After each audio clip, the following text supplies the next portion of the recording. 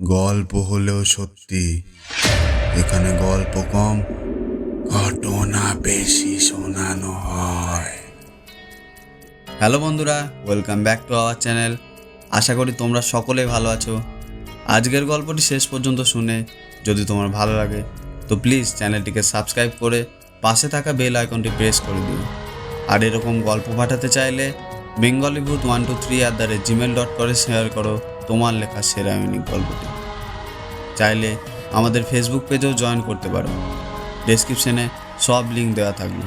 তো চলো বেশি কথা না বলে গল্পটি শুরু করা যাক।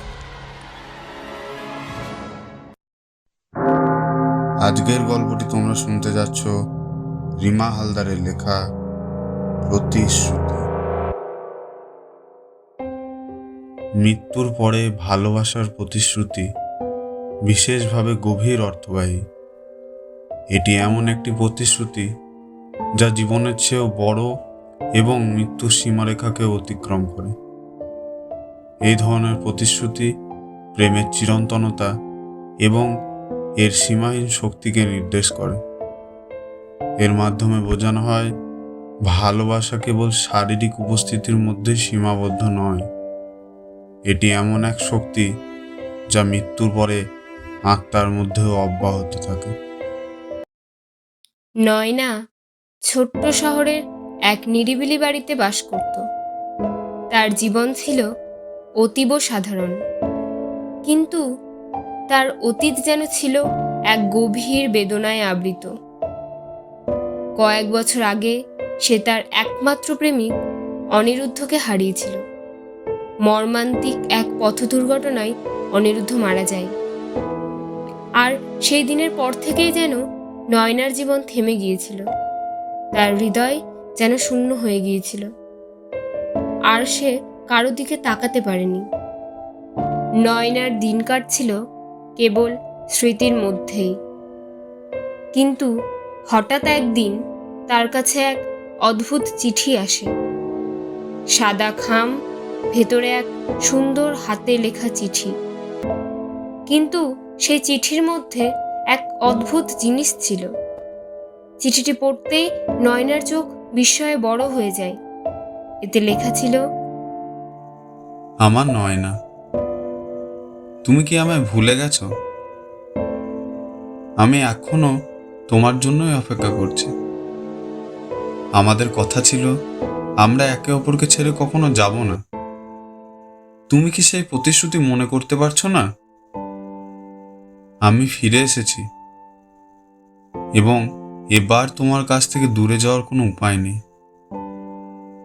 তোমার অনিরুদ্ধ। চিঠিটা দেখার পর নয়নার হাত যেন কাঁপছিল। এটা কি সম্ভব? অনিরুদ্ধ তো কয়েক বছর আগেই মারা গেছে, তার নামে এই চিঠি। এটা কারো নিষ্ঠুর মজা হতে পারে, বা হয়তো তার কল্পনা। কিন্তু চিঠির অক্ষরগুলো একদম যেন স্পষ্ট ছিল। এটা তার সঙ্গেই কথা বলছে, তার প্রেমিক, যে বহু বছর আগেই তাকে ছেড়ে চলে গেছে। এই চিঠি পাওয়ার পর থেকেই নয়নার জীবনে অদ্ভুত সব ঘটনা ঘটতে শুরু করে। তার ঘরে হঠাৎ হাওয়া বয়ে যায়, রাতে জানালায় শব্দ শোনা যায়। কিন্তু সবচেয়ে ভয়ের বিষয় ছিল প্রতিদিন নতুন করে একটা চিঠি এসে পৌঁছত। প্রতিটি চিঠিতে অনিরুদ্ধর সেই পুরনো স্মৃতির কথা, তাদের একসঙ্গে কাটানো মুহূর্তের বর্ণনা লেখা থাকত। চিঠিগুলোয় আরও একটি সাধারণ বিষয়ে জোর দেওয়া হচ্ছিল, এক অদ্ভুত প্রতিশ্রুতি যা তাদের মধ্যে ছিল। তুমি কথা দিয়েছিলে নয়না, মৃত্যুতেও আমাদের ভালোবাসা শেষ হবে না। তুমি কথা দিয়েছিলে তুমি আবার আমার কাছে আসবে, আমরা একসঙ্গে থাকবো। তুমি কি তোমার প্রতিশ্রুতি ভাঙবে? নয়না আর নিজের ভয় সামলাতে পারছিল না। তার মন জানতো যে অনিরুদ্ধ আর নেই, মারা গেছে। কিন্তু তার হৃদয় সেই চিঠির প্রতিটি শব্দকে সত্য বলে মানতে শুরু করেছিল। তার প্রতিটি অনুভূতি যেন আবার বেঁচে উঠেছিল। হয়তো অনিরুদ্ধ তাকে সত্যি ডাকছে, কোথাও কোনো এক অদ্ভুত পরলোক থেকে। দিনের পর দিন চিঠিগুলো এইভাবেই আসতে থাকলো। কিন্তু একদিন চিঠির সঙ্গে নয়না একটা অদ্ভুত ছবি পায়। ছবিটা ছিল তাদের পুরনো একটা দিনের, যখন তারা প্রথম ভালোবাসার কথা বলেছিল। সেই ছবির পেছনে লেখা ছিল, শেষ সময় আসছে, আমি তোমার অপেক্ষায় আছি, আমাদের পিছুটান শেষ করতে হবে একসঙ্গে। নয়না ভয়ে কাঁপছিল। চিঠিগুলো কেবল প্রেমের আহ্বান নয়, বরং কোনো এক অদ্ভুত প্রতিশ্রুতি পূরণের ইঙ্গিত দিচ্ছিল। অনিরুদ্ধ কি সত্যিই তাকে নিজের কাছে টেনে নিতে চাইছে? সে কি চিরকালীন এক শূন্যতায় তাকে বন্দি করতে চাইছে? এভাবেই চলতে থাকলো। একদিন গভীর রাতে নয়না ঘুমানোর চেষ্টা করছিল, কিন্তু এক অদ্ভুত অনুভূতি তাকে জাগিয়ে তুলল। সে অনুভব করলো যেন কেউ তাকে দেখছে। ঘরের বাতাস যেন ভারী হয়ে উঠল, আর এক মৃদু কণ্ঠস্বর তাকে ডাকলো। নয়না। নয়না যখন ঘুরে তাকিয়ে দেখল, জানালার ধারে এক ছায়া দাঁড়িয়ে আছে। সেই ছায়ামূর্তি ছিল অনিরুদ্ধের।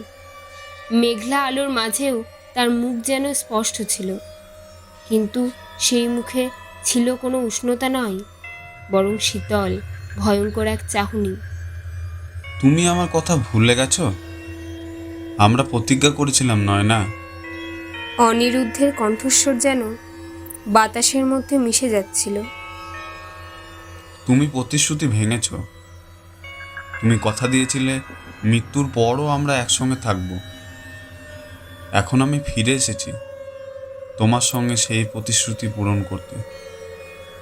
নয়না কাঁদতে কাঁদতে বলে, তুমি তো আমাকে ছেড়ে চলে গেছো, আমি কিভাবে তোমার সঙ্গে যেতে পারি?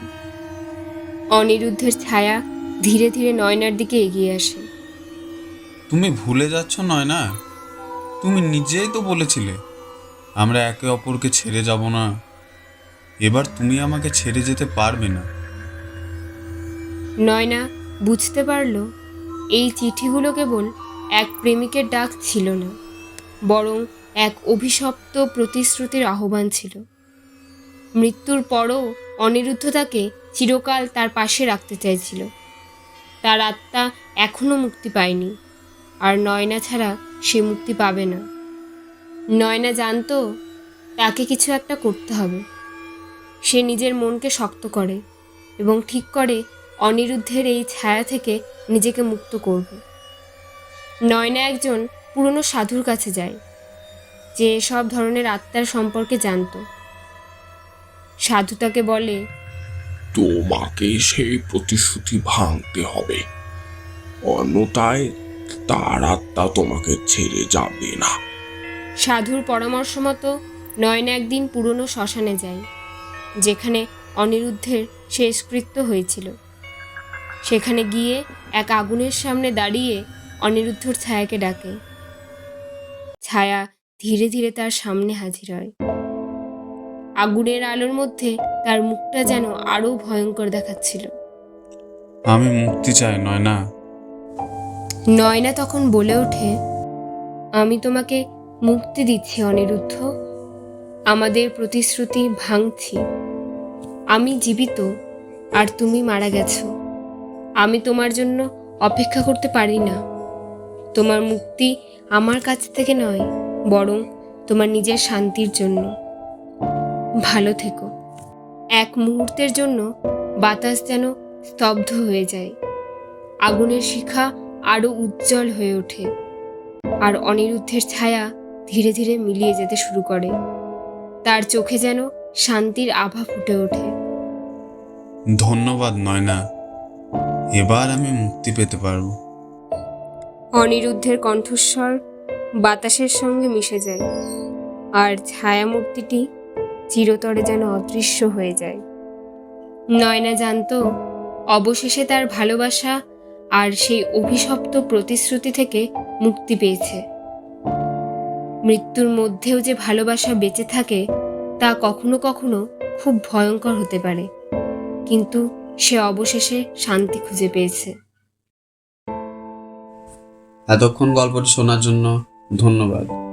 আমাদের সহযোগিতা করতে চ্যানেলটিকে সাবস্ক্রাইব করে পাশে থাকা বেল আইকনটি প্রেস করে দিও। তো দেখা হচ্ছে পরবর্তী কোনো এপিসোডে। ততক্ষণে ভালো থাকো, সুস্থ থাকো।